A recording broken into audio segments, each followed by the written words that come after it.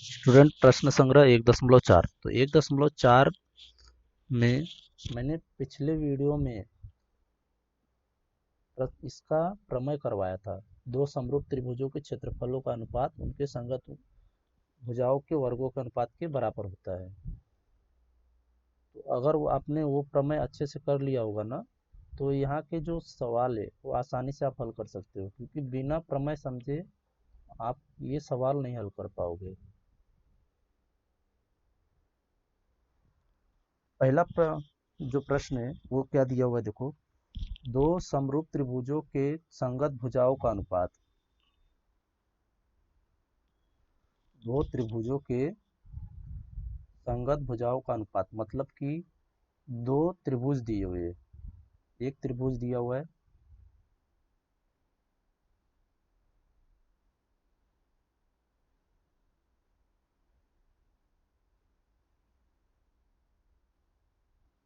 एक त्रिभुज हो गया, और फिर दूसरा त्रिभुज कैसा रहेगा? छोटा रहेगा, क्योंकि प्रमेय में देखा था आपने, एक बड़ा त्रिभुज था एक छोटा त्रिभुज था, लेकिन दोनों का जो आकार था वो सेम था। मतलब कि यहाँ पे अगर इसको आधार मान रहे तो इसको भी आधार मान रहे, उसका जो रूप था वो समान था। फिर उसके बाद बोला है कि संगत भुजाओं का अनुपात। अनुपात मतलब कि ये जो भुजा दी हुई है इसका अनुपात जैसे 3 है, और इसका, ये बड़ा त्रिभुज है, छोटा त्रिभुज ये है, तो इसका अनुपात 3 है और इसका अनुपात 5 है। हो तो उनके क्षेत्रफलों का अनुपात ज्ञात करो। क्षेत्रफल का भी सूत्र क्या होता है?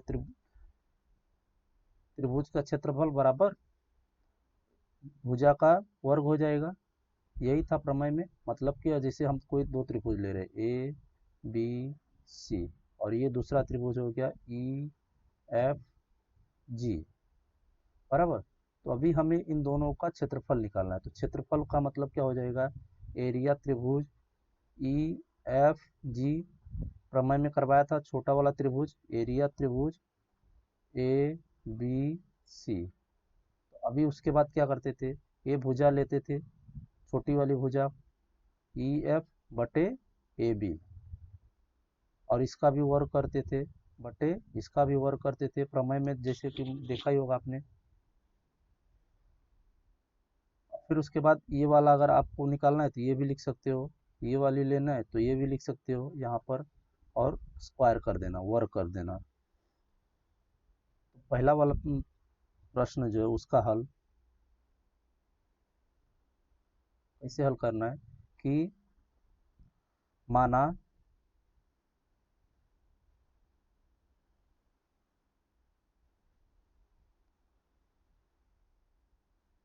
दो त्रिभुजों, माना पहला त्रिभुज A1 तथा दूसरा त्रिभुज A2 है। या फिर आप डायरेक्ट ऐसे भी लिख सकते हो, त्रिभुज के संगत त्रिभुजों का क्षेत्रफल बराबर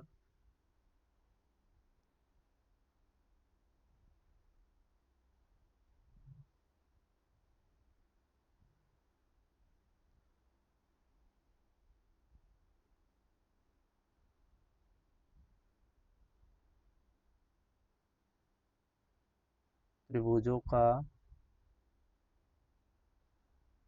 क्षेत्रफल बराबर भुजा का स्क्वायर बटे भुजा का स्क्वायर। तो यहाँ पे भुजा क्या दी हुई है? भुजा का स्क्वायर बटे भुजा का स्क्वायर। यहाँ पे कारण क्या आ जाएगा?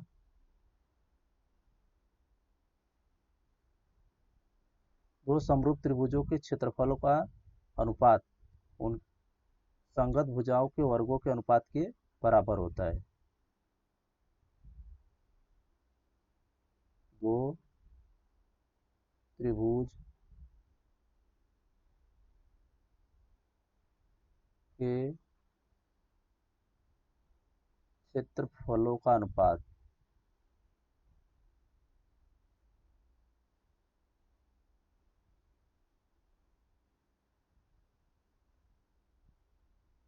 उनके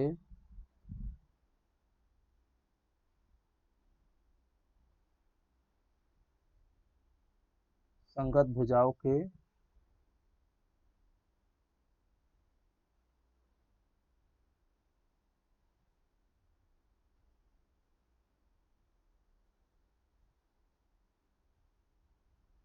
अनुपात के बराबर होता है। ये प्रमेय था।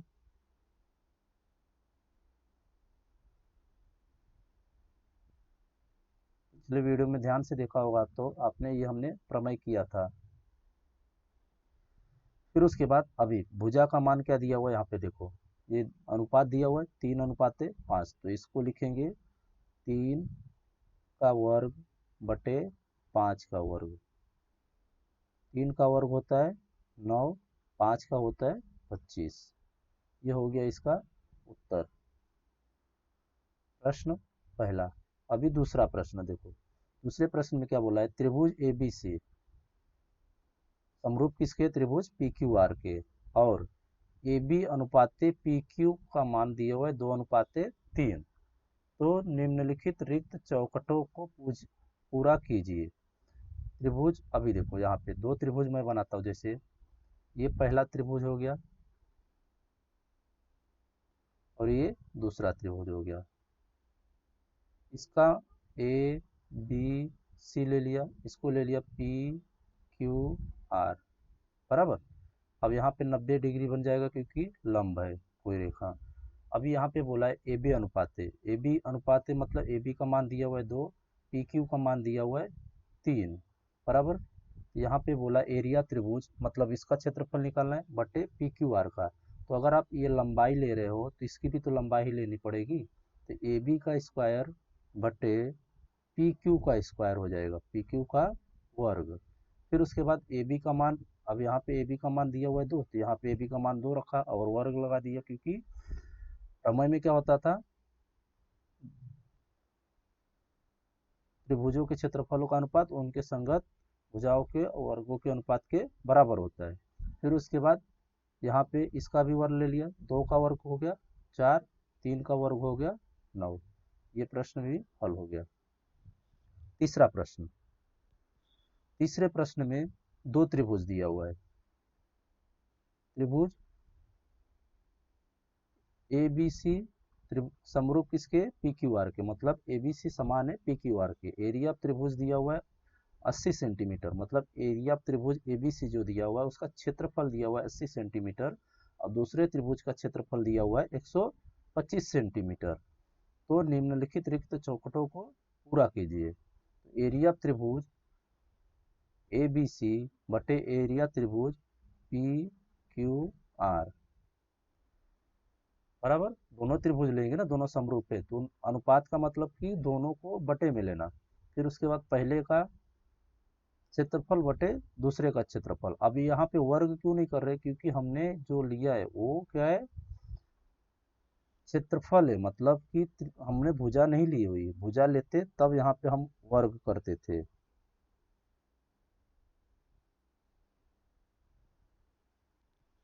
यहाँ पे देखो, इसको मैं ऐसे बना देता हूँ, एक त्रिभुज हो गया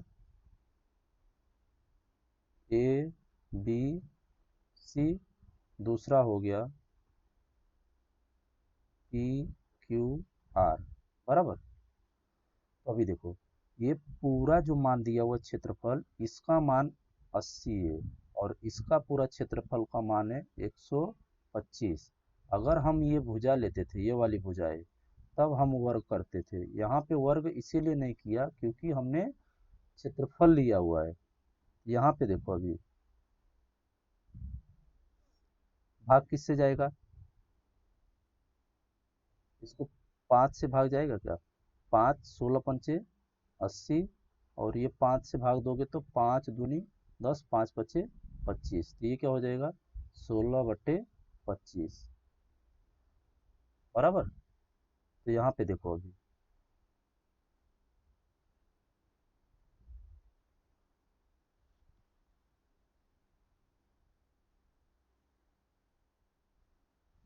ये क्या हो गया, क्षेत्रफल हो गया। एरिया त्रिभुज एक मिनट, हाँ, इसके आगे देखो, अभी एरिया त्रिभुज ABC बटे एरिया ऑफ त्रिभुज पी क्यू आर, मैं ये वाला लिख रहा हूँ, हाँ? ये जो दिया हुआ है इसको लिख रहा हूँ, बराबर इसकी भुजा क्या दी हुई है, ए बी, यहाँ पे ए बी का वर्ग हो जाएगा, इसकी भुजा दी हुई है पी क्यू, यहाँ पे पी क्यू का वर्ग हो जाएगा। अभी हमने जो क्षेत्रफल को हल किया इसका मान क्या आया, इसको मैं कलर कर देता हूँ, ये देखो 16/25 आया, बराबर ये इसका मान था ना, इसका ये कलर किया जो अभी, यहाँ पे मैं 16/25 रखूंगा इसकी जगह पे, ये वाले कलर जो कर रहा हूँ इस पे, यहाँ हो जाएगा 16/25 बराबर ए बी का वर्ग बटे पी क्यू का वर्ग। अभी देखो मैं दोनों पक्षों का अगर वर्गमूल करूँ, यहाँ पे दोनों पक्षों का वर्ग मूल करने पर, यहाँ पे जब दोनों पक्षों का करोगे तो यहाँ पे देखो इधर क्या हो जाएगा, 16 का वर्ग 4, 25 का वर्ग 5, और ए बी का वर्ग हट जाएगा, ए बी बचेगा खाली, पी क्यू का भी वर्ग हट जाएगा, सिर्फ पी क्यू बचेगा। अभी देखो इसको मैं अलग कलर कर देता हूँ, यहाँ पे देखो ए बी का मान आया 4 और पी क्यू का मान आ गया 5, तो यहाँ पे ए बी की जगह पे रखेंगे, यहाँ पी क्यू की जगह पे रखेंगे, ये हो जाएगा ए बी का मान 4/5 हो गया। अभी प्रश्न चौथा, तो चौथे प्रश्न में दिया हुआ है त्रिभुज एल एम एन समरूप है त्रिभुज पी क्यू आर के, और 9 गुणे A B C P Q R दिया हुआ है, 16 गुणे पी क्यू आर दिया हुआ है, यदि क्यू आर 20 हो तो एम एन का मान ज्ञात कीजिए। तो सबसे पहले यहाँ पे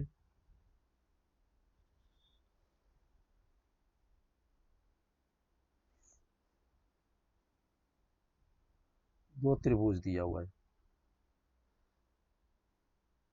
हल त्रिभुज कौन सा है, एल एम एन, समरूप है त्रिभुज पी क्यू आर के, बराबर। फिर उसके बाद दिया हुआ है 9 गुणे एरिया त्रिभुज पी क्यू आर बराबर 16 गुणे एरिया त्रिभुज एल एम एन। तो अभी देखो यहाँ पे ये जो एरिया त्रिभुज एल एम एन है इसको ऐसे रखो, बराबर, और ये क्या है गुणे में, ये वाला पूरा देखो, ये वाला जो एरिया त्रिभुज है ये 9 के साथ गुणा हुआ है, तो बराबर के इस तरफ आएगा, इसके नीचे तो भाग में हो जाएगा, तो यहाँ हो जाएगा एरिया त्रिभुज एल एम एन बटे एरिया त्रिभुज पी क्यू आर, बराबर। फिर उसके बाद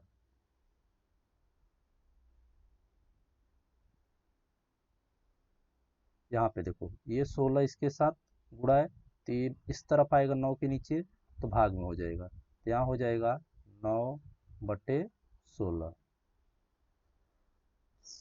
अब उसके बाद दो त्रिभुज देखो ध्यान से, इसमें दो त्रिभुज दिख रहे हैं, एक त्रिभुज है एल एम एन, दूसरा त्रिभुज है पी क्यू आर।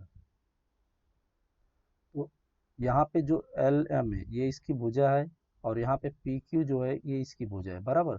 तो इसको कैसे लिखोगे, पी एम, और यहाँ पे इसका आधार दिया हुआ है, और यहाँ पे ये इसका आधार दिया हुआ है। प्रश्न में देखो ध्यान से, प्रश्न में क्या दिया हुआ है, क्यू आर का मान दिया हुआ है और एम एन का पूछा है, तो हम यहाँ पे भुजा कौन सी लेंगे, क्यू आर, मतलब आधार दिया हुआ है और एम एन पूछा है, तो हम यहाँ पे एम एन बटे क्यू आर लेंगे।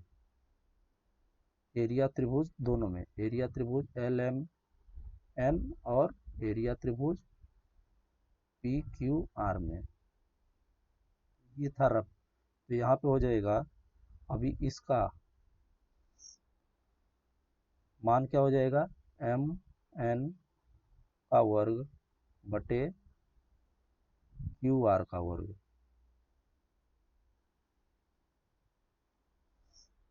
यहाँ पे 9/16 हो जाएगा। फिर उसके बाद दोनों पक्षों का वर्गमूल करने पर, दोनों पक्षों का वर्गमूल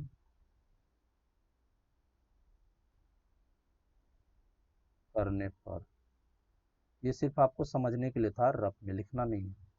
फिर उसके बाद यहाँ पे 9 का वर्ग 3, 16 का 4, एम एन का मान हो जाएगा बटे क्यू आर का मान। अब उसके बाद इसका क्या करना है, तिर्यक गुणा।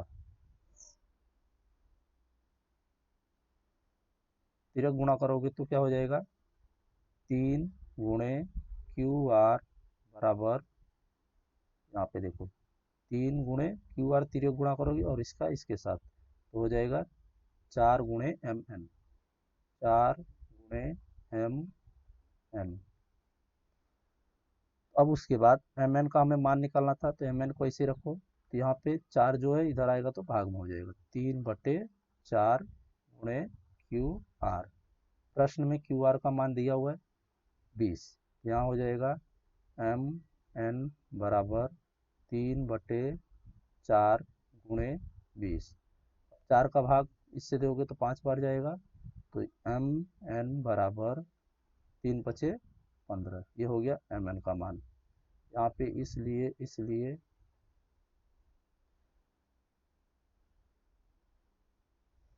और यहाँ पर भी इसलिए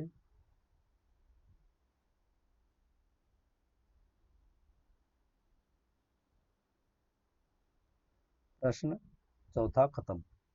अभी प्रश्न पांचवा। पांचवें प्रश्न में क्या दिया हुआ है, देखो सबसे पहले दो समरूप त्रिभुजों का क्षेत्रफल दिया हुआ है। मतलब कि दो समान त्रिभुज, दो समरूप त्रिभुजों का क्षेत्रफल, दो समान त्रिभुज है और उनका क्षेत्रफल दिया हुआ है 225 और 81 वर्ग सेंटीमीटर। तो यदि छोटे त्रिभुज की भुजा की एक लंबाई 12 हो तो बड़े त्रिभुज की भुजा की लंबाई ज्ञात करो। अभी मैं यहाँ पे आकृति बनाता हूँ, जैसे देखो एक बड़ा त्रिभुज हो गया और ये छोटा त्रिभुज हो गया, बराबर। अब इनका जो क्षेत्रफल दिया हुआ है इसको मान लो ए बी सी और दूसरे को मान लो पी क्यू आर।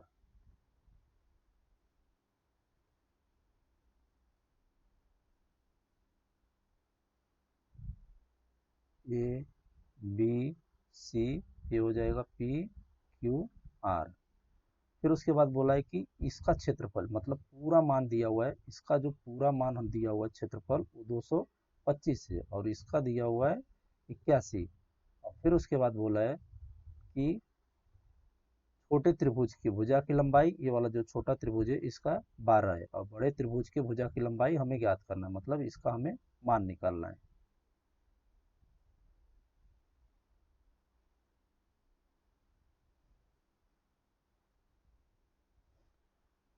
त्रिभुज हल माना,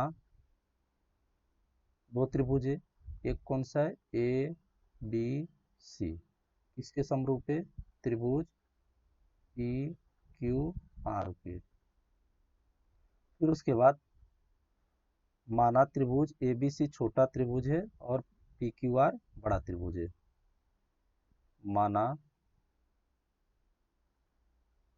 त्रिभुज ए बी सी छोटा त्रिभुज है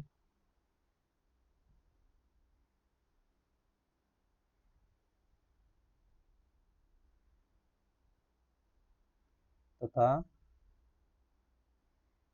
त्रिभुज पी क्यू आर एक बड़ा त्रिभुज है।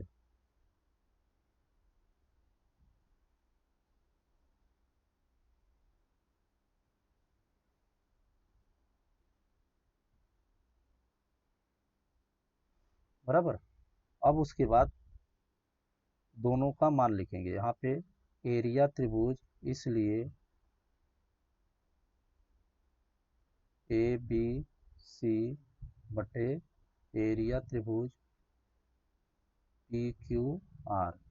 फिर उसके बाद क्या बोला था यहाँ पे, भुजा की लंबाई। तो यहाँ पे इसकी लंबाई और इसकी लंबाई, यहाँ पे हो जाएगा ए बी सी बटे पी क्यू आर। इसकी लंबाई दी हुई थी ए बी और इसकी लंबाई थी पी क्यू। फिर दोनों का वर्ग था। कारण क्या आ जाएगा, समरूप त्रिभुजों के क्षेत्रफलों का अनुपात। समरूप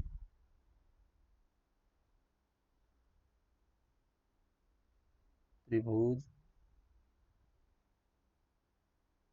के क्षेत्रफलों का अनुपात।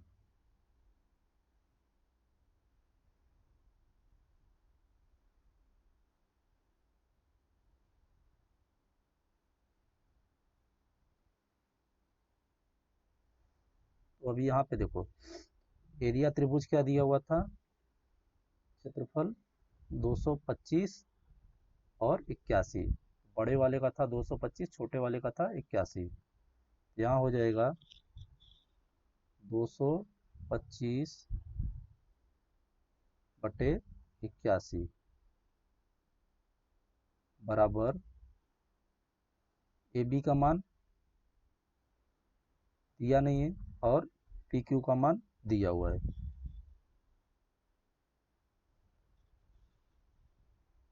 यहाँ पे ए बी का वर्ग बटे पी क्यू का वर्ग।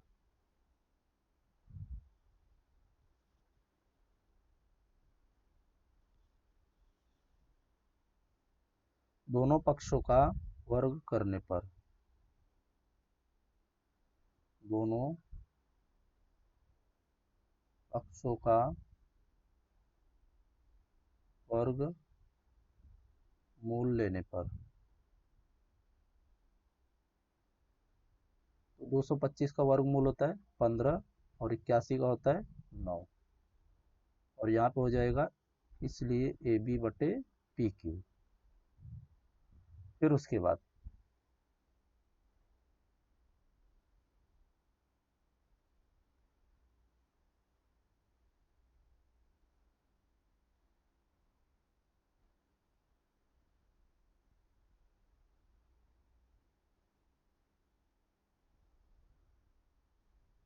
प्रश्न में बोला था कि छोटे त्रिभुज की लंबाई 12 है, तो छोटा त्रिभुज हमने माना था पी क्यू आर और उसकी भुजा माना था क्यू आर पी क्यू। तो पी क्यू की जगह पे 12 हो जाएगा। 15 बटे 9 बराबर ए बी बटे 12। अभी त्रिय गुणा करना है इसलिए त्रिय गुणा करोगे तो 9 गुणे ए बी बराबर 15 गुणे 12। इसलिए ए बी बराबर 15 गुणे 12 बटे 9, क्योंकि ये गुणे में था तो बराबर किस तरफ आ गया, भाग में। 3 त्रिका 9, 3 पचे 15, 3 चौके 12। इसलिए ए बी बराबर 5 का गुणा 4 से करोगे तो 20। प्रश्न में क्या दिया हुआ था, बड़े त्रिभुज के संगत भुजा की लंबाई ज्ञात करो। इसलिए बड़े त्रिभुज के संगत भुजा की लंबाई, बड़े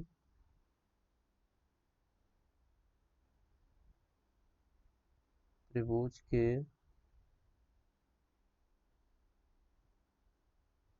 संगत भुजा की लंबाई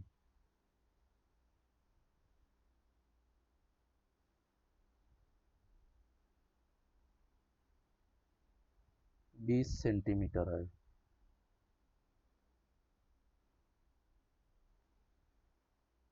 या फिर 20 है। प्रश्न पांचवा हो गया। अभी प्रश्न छठवां। छठवें प्रश्न में क्या दिया हुआ है? समबाहु त्रिभुज ए बी सी तथा त्रिभुज डी ई एफ में एरिया त्रिभुज ए बी सी बराबर एरिया त्रिभुज डी ई एफ 4:7 है।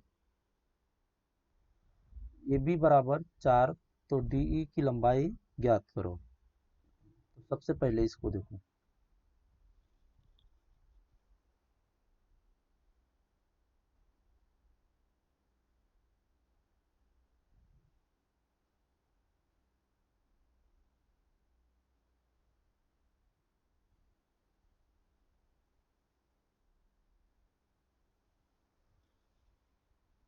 दो त्रिभुज दिया हुआ है। एक त्रिभुज है ए बी सी, दूसरा त्रिभुज है डी ई एफ। पहले वाले का बोला है एरिया त्रिभुज 4:7 है, दूसरे का है 7 है, और ए बी का मान दिया हुआ है 4 और हमसे डी ई का मान पूछा है। तो सेम इसी तरीके से सूत्र लगेगा। हल एरिया, दो त्रिभुज दिया हुआ है, एक दिया हुआ है ए बी सी, समबाहु त्रिभुज समरूप है डी ई एफ। त्रिभुज सबसे पहले ये लिख लेना, ये त्रिभुज ए बी सी समरूप है त्रिभुज डी ई एफ के। फिर उसके बाद एरिया त्रिभुज ए बी सी बटे एरिया त्रिभुज डी ई एफ। पहले वाली भुजा की लंबाई क्या हो जाएगी? ए बी का स्क्वायर बटे दूसरे वाले भुजा की लंबाई हो जाएगी डी ई का स्क्वायर। फिर उसके बाद इसका मान दिया हुआ है, एक का मान दिया हुआ है 4, दूसरे का मान दिया हुआ है 7, तो यहाँ पे हो जाएगा 4/7। कारण यहाँ पे क्या लिखोगे? संगत भुजाओं की लंबाई, समरूप त्रिभुजों के क्षेत्रफलों का अनुपात। समरूप त्रिभुज के क्षेत्रफलों का अनुपात।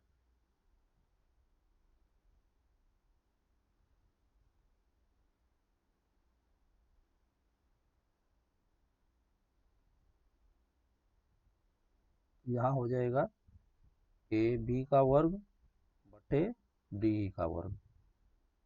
फिर उसके बाद दोनों पक्षों का वर्ग लेने पर, वर्गमूल लेने पर,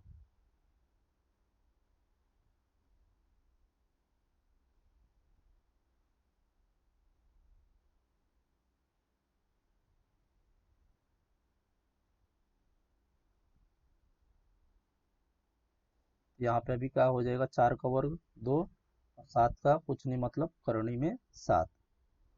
फिर उसके बाद ए बी का बटे डी ई। अब यहाँ पे ए बी,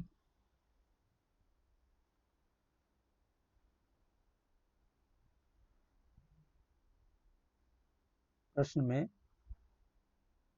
ए बी का मान दिया हुआ है 4 दिया हुआ है। इसको मैं कलर कर देता हूँ। ये देखो, ए बी का मान 4 दिया हुआ है और डी का मान पूछा है। यहाँ पे हो जाएगा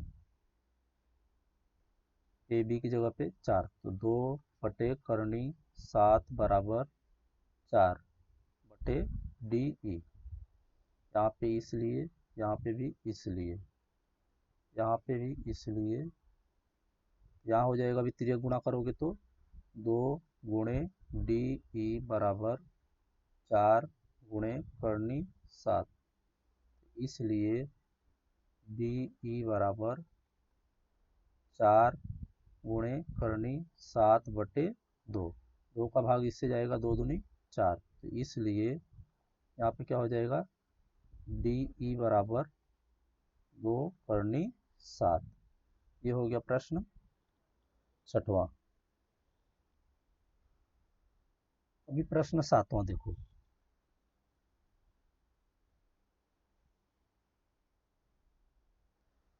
सातवें प्रश्न में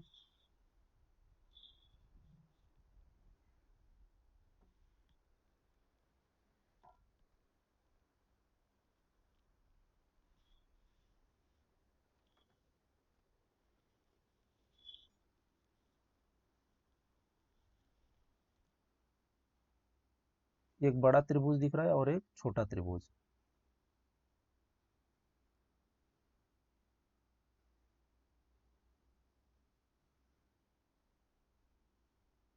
अगर आप पूरा त्रिभुज देखते हो यहाँ से लेकर के यहाँ तक, ये देखो,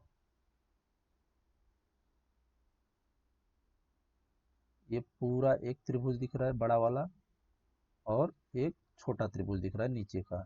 इसको मैं अलग कलर कर देता हूँ। एक छोटा त्रिभुज हो गया। अब उसके बाद प्रश्न में क्या दिया हुआ है, रेख पी क्यू। पी क्यू मतलब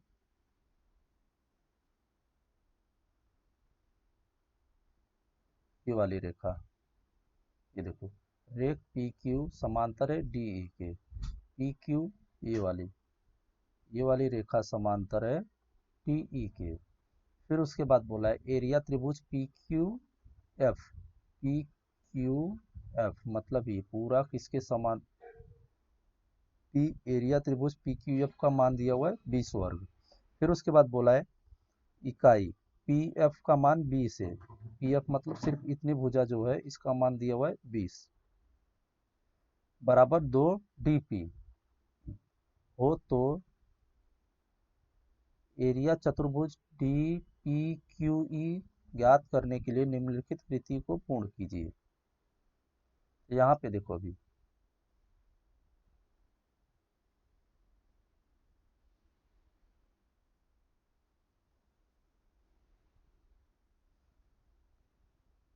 एरिया त्रिभुज पी क्यू एफ 20 वर्ग दिया हुआ है। पी एफ बराबर 2 डीपी, डीपी बराबर एक्स मान लिया, तो डीपी मतलब इसका मान एक्स माना, और पी एफ का मान इसका 2x माना। फिर उसके बाद यहाँ पे देखो डी एफ, डी एफ का मतलब ये पूरा मान यहाँ से लेकर के यहाँ तक। ये तीनों बिंदु कैसे हो गई, एक ये बिंदु, एक ये बिंदु, एक ये बिंदु, तीनों बिंदु एक रेखीय है, तो यहाँ पे इसको लिख सकते हैं D P plus P F, तो यहाँ पे हो जाएगा पी एफ। फिर उसके बाद देखो डी पी का मान x लिया हुआ है, और पी एफ का मान 2x हो जाएगा। अब x और 2 को जोड़ोगे तो 3 बचेगा, तो यहाँ पे हो गया, देखो 3 आ गया, ये 3 हो गया। फिर उसके बाद देखो त्रिभुज F D E, F D E बड़ा वाला त्रिभुज, बड़ा वाला त्रिभुज, इसको ये बड़ा वाला हो गया। फिर उसके बाद बोला है त्रिभुज E F P Q, A F P Q छोटा वाला त्रिभुज। दोनों त्रिभुज में कोण जो दिया हुआ है एफ डी ई मतलब ये वाला कोण, ये कोण, इसको मैं कलर कर दे रहा हूँ। संगत कोण कौन कौन से होंगे, ये दोनों कोण संगत कोण है, एक ये कोण हो जाएगा और एक ये कोण, ये दोनों संगत कोण है। यहाँ पे हो जाएगा एफ पी क्यू, कारण संगत कोण से। फिर उसके बाद एफ ई डी मतलब ये वाला कोण, देखो इसको, इसके बराबर कौन सा कोण रहेगा, एफ क्यू पी की, ये दोनों कोण कैसे संगत कोण, यहाँ हो जाएगा एफ क्यू पी के। अभी देखो ये कोण सर्वांगसम है दूसरे कोण के, कोको कसौटी से ये दोनों त्रिभुज क्या हो गए, सर्वांगसम हो गए। यहाँ पे कोण सर्वांगसम है तो भुजाएं भी सर्वांगसम रहेगी, मतलब त्रिभुज सर्वांगसम हो गया तो कोण सर्वांगसम, कोण सर्वांगसम तो भुजा भी सर्वांगसम। तो हम भुजा सर्वांगसम है तो संगत जो प्रमेय किया था समरूप वाला, तो अब यहाँ पे वो हम उपयोग कर सकते हो प्रमेय का। यहाँ पे देखो एफ डी ई बटे एफ पी क्यू बड़ा वाला त्रिभुज बटे छोटा वाला त्रिभुज। बड़े वाले त्रिभुज में एफ डी जो दिया हुआ है, मतलब ये पूरी भुजा यहाँ से लेकर के यहाँ तक, ये पूरी भुजा जो है इसका हो जाएगा बड़े वाले के लिए, और छोटी भुजा हो जाएगी एफ पी के लिए, ये यहाँ से लेकर के यहाँ तक, यहाँ पे हो जाएगा एफ पी।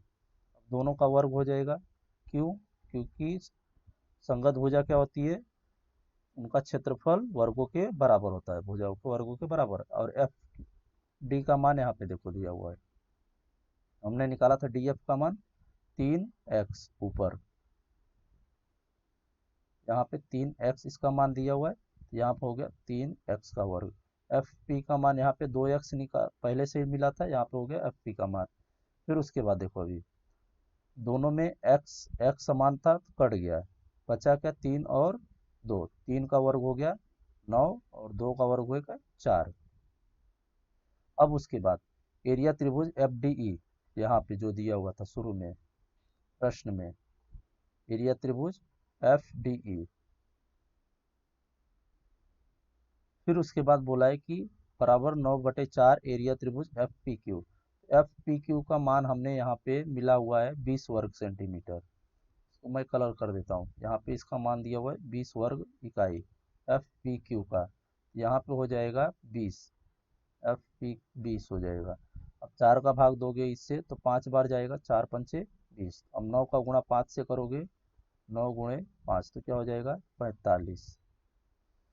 अब उसके बाद देखो एफ डी क्यू, मैं इसको कलर कर देता हूँ फिर से, एफ डी ई का मान दिया हुआ है यहाँ पे 45, तो यहाँ पे रखेंगे 45। और उसके बाद F P Q, F P Q का मान मिला हमें 20, यहाँ पे देखो पी क्यू एफ का मान 20 वर्ग दिया हुआ है ऊपर पहले से ही। एफ पी क्यू लिखो या पी क्यू एफ लिखो, दोनों बराबर है, यहाँ पे हो जाएगा 45 माइनस 20, इसका आंसर हो गया 25। ये प्रश्न संग्रह का 7वां प्रश्न और 6ठा प्रश्न दोनों हल हो गया। प्रश्न संग्रह 2.6 यहाँ पे खत्म होता है।